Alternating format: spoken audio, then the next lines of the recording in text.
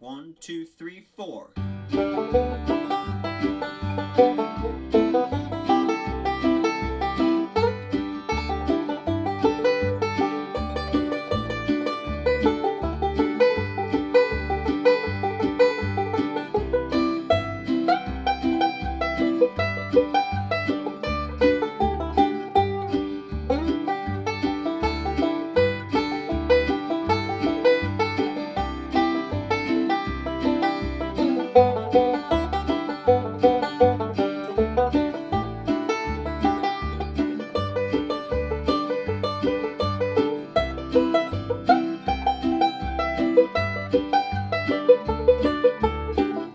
Everyone out there in Banjo land, Mike Hedding here, coming to you today with a more advanced lesson. I want to show you some little exercises and ideas that I've been working on in my own personal playing, and we're going to talk about a movable pentatonic scale pattern.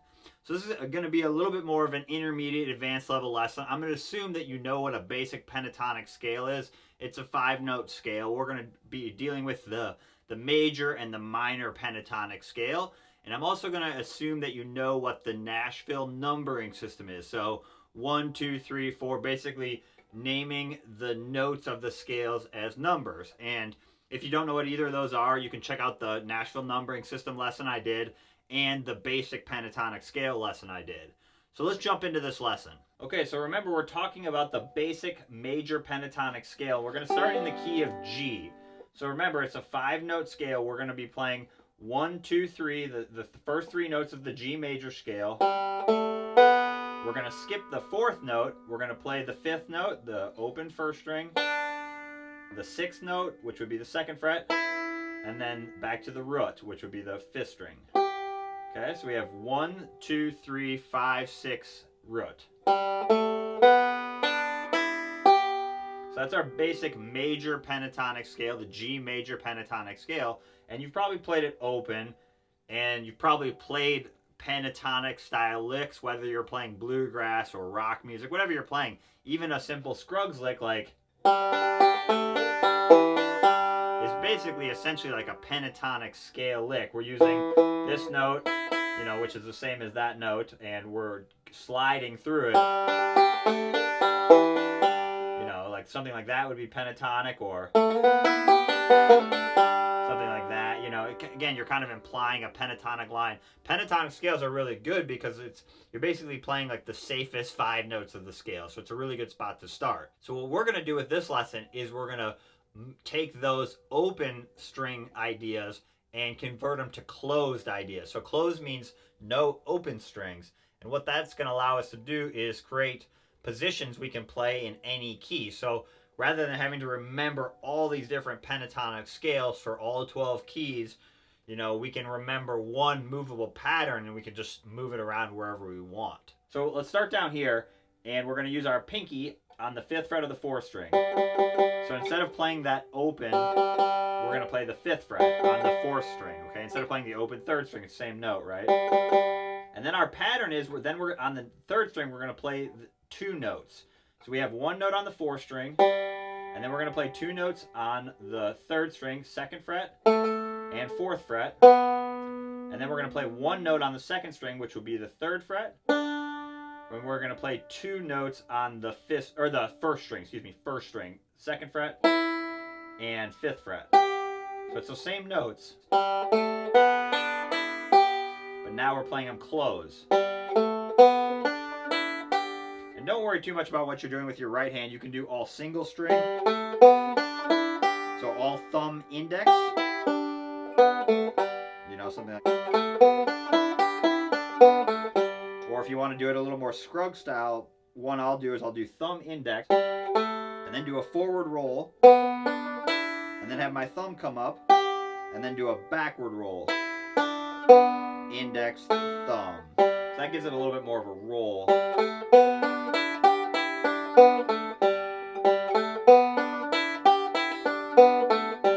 Again, don't worry too much about what you're doing with your right hand for now. You can do all thumb. You know, you're just working on getting this shape down. Keeping your hand stretched out. If you want one more note, again, you can go down to the 2nd fret as well. So you'd have. So just get familiar with those notes. You could, again, go straight up and down. You could jump every other. You know, you can go up 3 notes.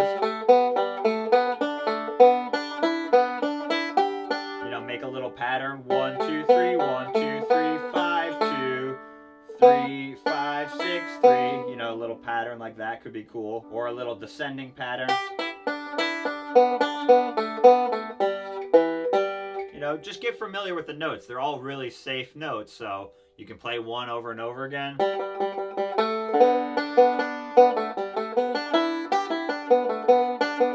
You know, just get familiar with those positions, how all the notes sound together. Okay, and I'll give you some more examples. We'll play along with the vamping tracks in a little bit, so you can, again, actually connect it to some real chords. And all this is going to work over a G chord right at first, okay? So that'd be the first position. Okay, and what we're going to do, which is going to make this lesson slightly more advanced, is that's basically thinking out of this position as the root, right? So our lowest note, the 5th fret that we started with, is our G note. So that's a really safe position when you first start, because we're ending all the phrases with our root note, which makes sense. We want to end the phrase with our root note. But it's also a very safe spot to start, because we're always kind of hanging out on that root. But what we can do as we get more advanced is we can still play that same scale, but we can break out of kind of being root dependent. So we could start in a position that doesn't have the root as the first note we play. So that's what we're going to do. We're going to take that same... So now let's go up 1 fret, or 2 frets, excuse me, to the 7th fret, which is now our 2nd note. And let's do that same pattern, and we're going to keep the same notes, but we're going to start on the 2nd note. And we're going to keep the same string combination. So we have 1 note on the 4th string. Now we're going to play the 4th fret on the 3rd string. Now we're going to play the 7th fret on the 3rd string. Because again, we're doing our pattern, 1 note on the 4th string, 2 notes on the 3rd string. Now 1 note on the 2nd string, the 5th fret. And then 2 notes on the 1st string, 5th fret and 7th fret. And now we could go back down to the 5th fret. So now we have another position we can work out of.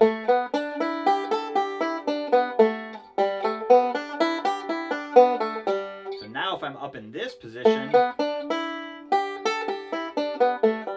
now I have another position to work a solo out of. So again, you still have your root there at the 5th fret, but we're starting this 2nd pattern on the 2nd note of the scale, in this case the A note. So again, get familiar with that position. You know, you can jump around between the different notes. You can try and do a roll. Just get familiar with working those shapes. You could even try sliding back down. Slide up in between them.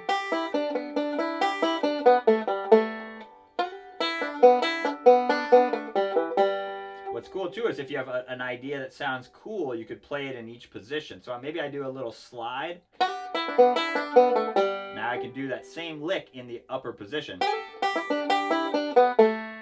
See that?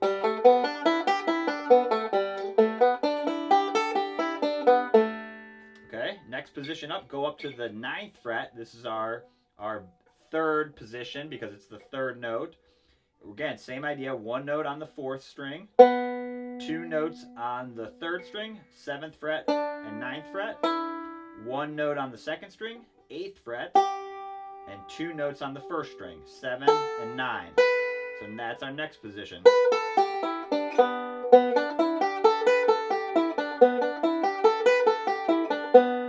Good one.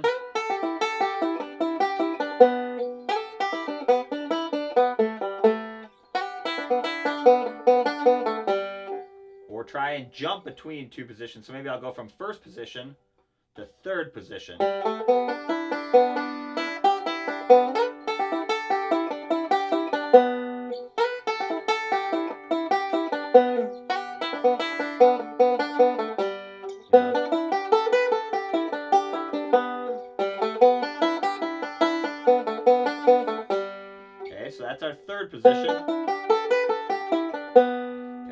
fourth position, go up to the 12th fret. That's our D. Again, one note on the 4th string, 12th fret. Two notes on the 3rd string, 9 and 12. One note on the 2nd string, 10th fret. Two notes on the 1st string, 9th fret and 12.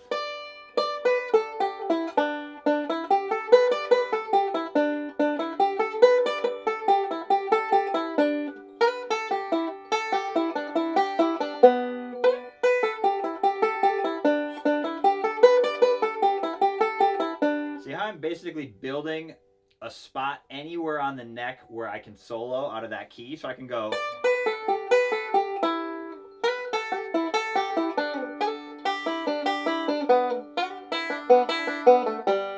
So now I just have a position to work out of any shape.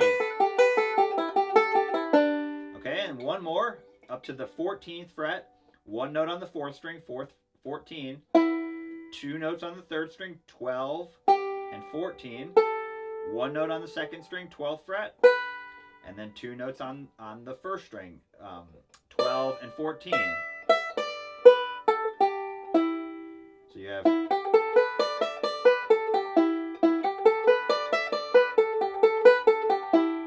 work that shape.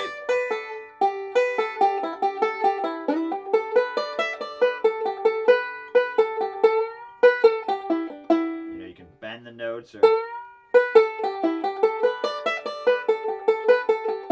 Okay, and then if you go up to the 17th fret, so go up 3 more frets, that's back down to our home bass position. So that's just an octave up. Then the shape would start over.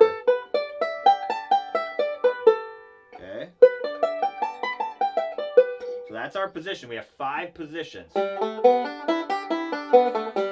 2, 3, 4, 5. And then we're back to 1.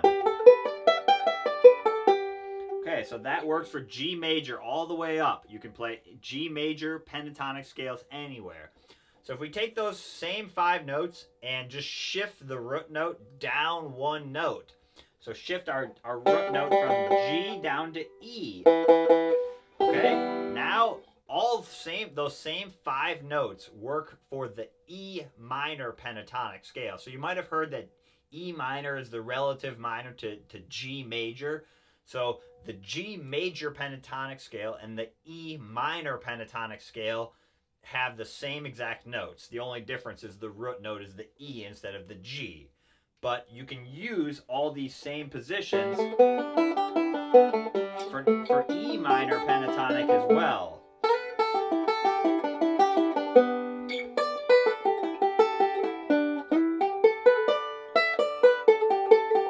So that's your E minor pentatonic. Start here. You could go down. Any of these positions can also be used for E minor. Okay. Okay, so, and we'll do some examples with the vamping in just 1 second. So that's the 2 positions. You can use that same pattern for either the major or the relative minor. All right, so now for a few examples. For the first couple, we're just going to use a single chord, just so you can see how it sounds with a G chord with an E minor, and you can practice moving through the positions. You can practice your ear training, hearing how those different notes relate to the overall chord. And then lastly, we'll use an actual G-C-G-D progression, and you'll see that you can still use all these same ideas. You don't have to switch scales for each chord. You can just stay in G major pentatonic. It'll be good practice for you. All right, so here's vamping in G. And the other thing I'll say too before we jump into improvising is it's super important as you're learning to not be the critic and the player, right? You just want to play and try a bunch of stuff, throw a bunch of stuff at the wall. That's what I'm going to do here. I'm just going to fool around. It's not all going to sound perfect. It's not supposed to. What I see adults especially struggle with the most is they get too nervous about not wanting or not knowing what to play, so then they play nothing. What we need to do at first is just try a lot of stuff. Get used to moving through the positions and just kind of pretend you're just experimenting with the instrument. You know, what does this note sound like? What does that note sound like? That's what we need you to do here.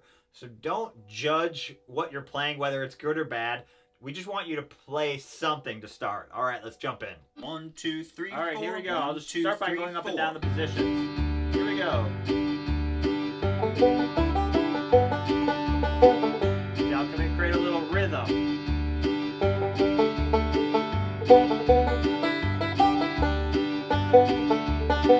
Maybe I'll go up. Maybe make a little 3-note pattern.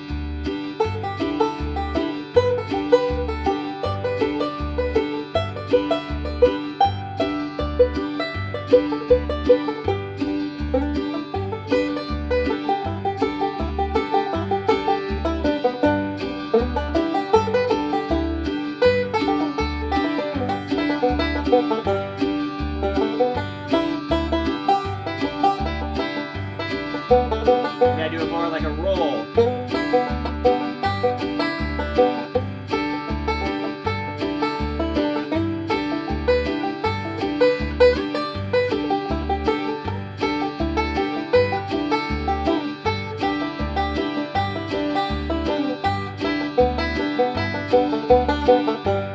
Again, it's not supposed to sound perfect at first. That definitely didn't sound perfect. But what we're doing is just practicing hearing the relationship of those notes, getting familiar working out of all those different positions, and really getting comfortable playing all over the neck, playing with different right hand fingerings, different rolls, different single string. That's really going to expand your playing to not just be stuck in Scruggs style. Scruggs style is awesome, but you want to be able to expand outside of that. All right, let's look at taking that same position and do it with the relative minor. So we'll do those same positions now with E minor. 1, 2, All right, here we go. 3, Same 4. positions 1, for 2, E minor. 3, Ready? 4. Now maybe some.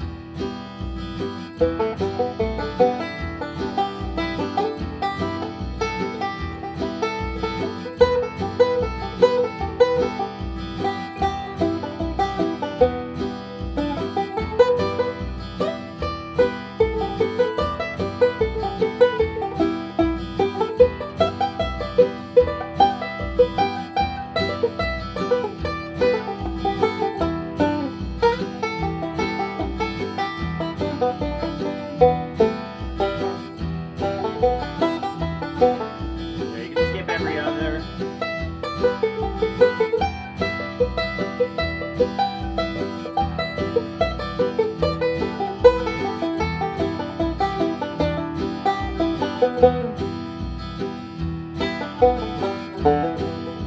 So let's take that idea and now shift it to a new key. So we can take that same idea. Let's go up to the 10th fret and now play that same idea out of the key of C. So that's this shape. Now we're doing the C major pentatonic scale. Go up to the next one. Again, same position.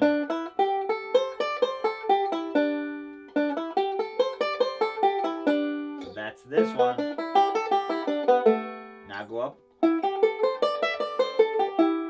Go up. Go up to, this would be A minor. And then you'd be back up to C, way up there. So C can be used for C or A minor, which is really cool as well. So just remember this pattern. You're always doing one note on the 4th string, 2 notes on the 3rd string, 1 note on the 2nd string, 2 notes on the 1st string. Wherever you are, I'm doing that same pattern. So once you get it down, you can play it in any key. I could do it in D,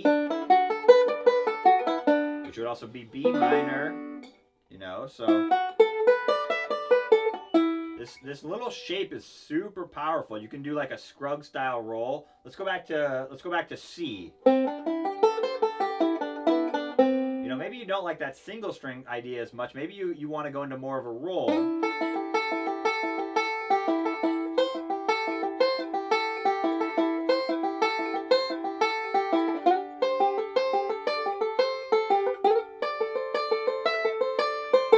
I'm just taking the 3 notes, you know, on strings 3, 2, and 1, and then adding that one higher note.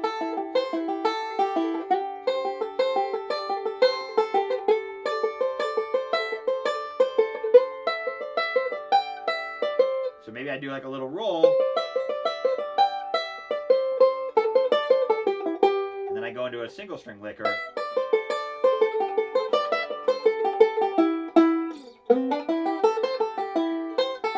That little backwards triplet's very like no Pakelny.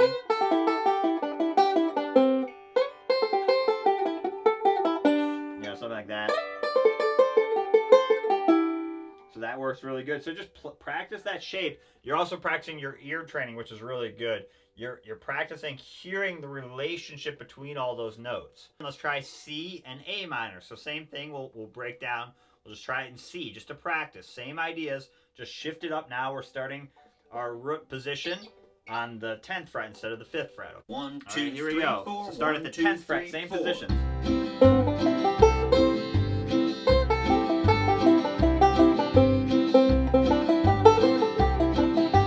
So I can go down to this A minor shape. Or down here.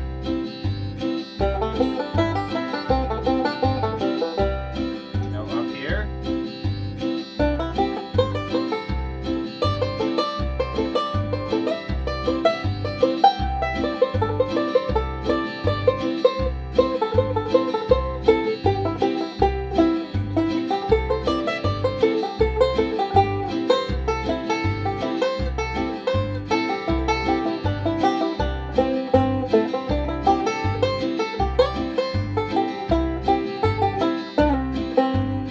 Again, gives you a little more practice. Just practice moving around.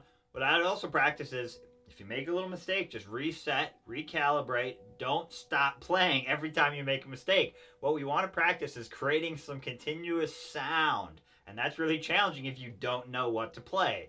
And that's what we're practicing. So just kind of hunt and peck and see what you can come up with. It's not all going to sound perfect at first. You got to try a lot of stuff. All right, let's try A minor. 1, 2, 3, All right, A 4. minor, here we go. 1, 2, 3, 4.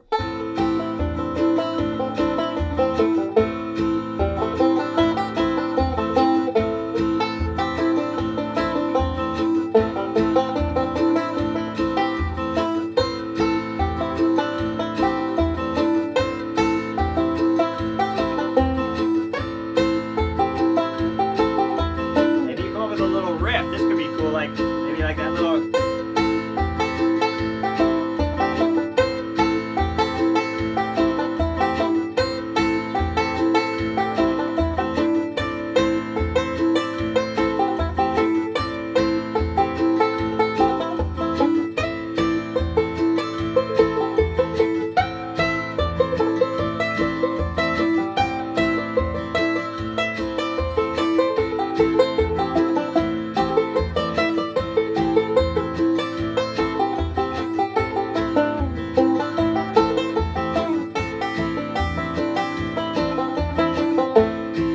And lastly, let's just look at a basic G, C, G, D progression. So we're just going to play the root chord of G, and we're still going to use those same positions, okay? 1, 2, 3, 4.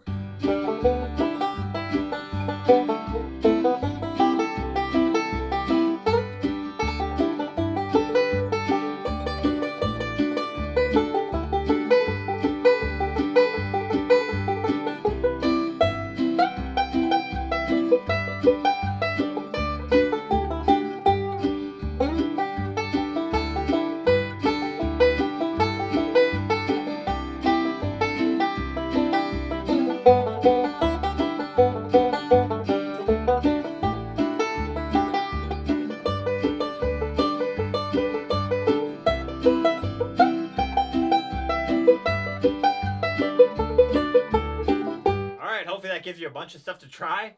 Take it slow, digest it slowly, and experiment a lot. All right, good luck.